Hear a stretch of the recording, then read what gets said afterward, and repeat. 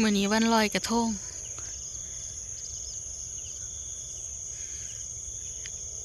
พระจันทร์สวยมากเขาจะเลี้ยงไก่เกี่ยวแล้วบรรยากาศยามมื้อแลงเพิ่งเขาเจ้าของนี่แต่หยา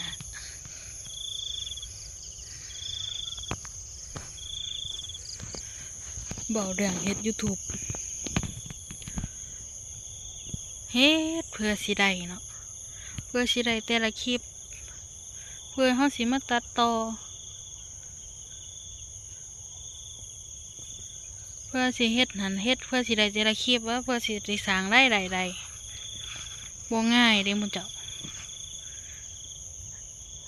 สิมีดราม่าเรื่องนึงก็ย้อนเฮ็ด YouTube นี่ล่ะไปจ้างเขาเปิดช่องให้แหมเปิดช่อง YouTube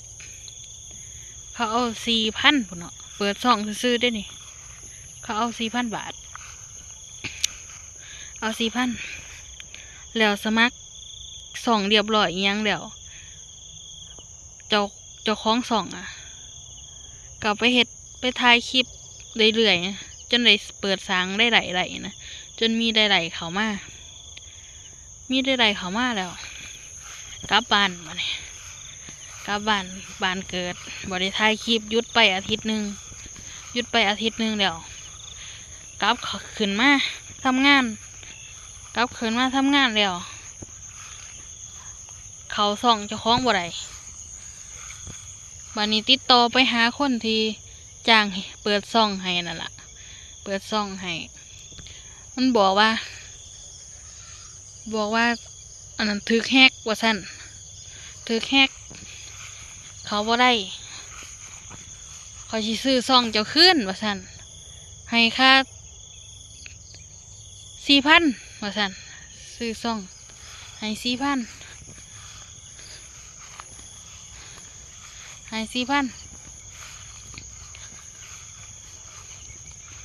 คนมันสิโกงเฮาเฮ็ดจังไดมันก็โกงถ้าให้เขาอันนั้นสร้างช่องให้นี่เฮาต้อง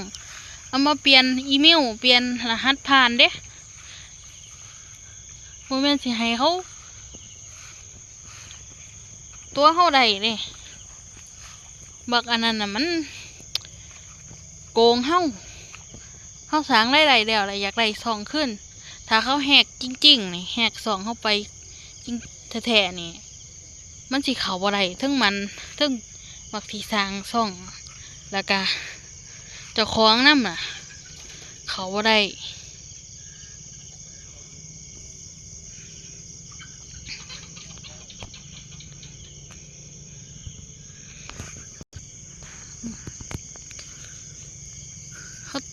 แต่ว่าถ้าสร้างช่องเองนี่เฮาต้องสร้างช่องเองดีกว่า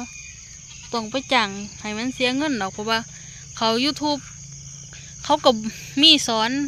ให้สร้างได้แบบสร้างฟรีสร้างหยังนี่สมัครอีเมลหรือสร้างช่องมันก็มีเขาจะก็มีบอกเบิดเนาะ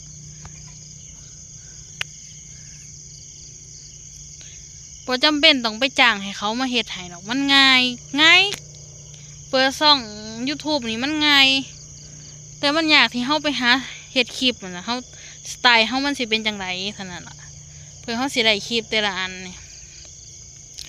สร้างรายได้แล้วเพราะว่าเขาบัดโกงซ้ำเนาะ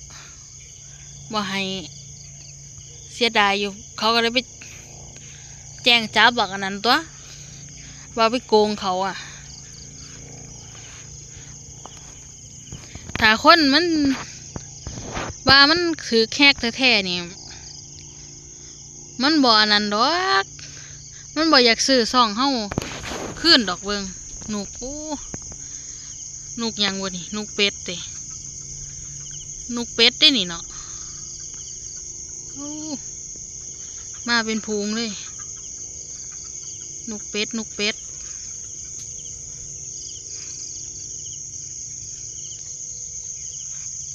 ทางที่ดีนั่นเฮาต้องสร้างโดยตัวเฮาเองดีกว่าสักสมัครอีเมล